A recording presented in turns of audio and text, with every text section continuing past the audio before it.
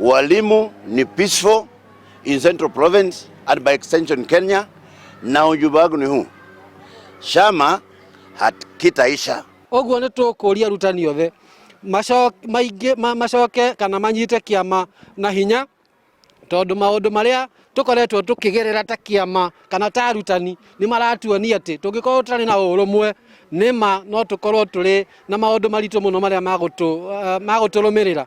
Tuko na miaka mitatu tumeenda vila union dues, lakini walimu hawabanduki kwa chama kwa sababu wanajua mwalimu vila KNUT ni sawa na simba vila meno.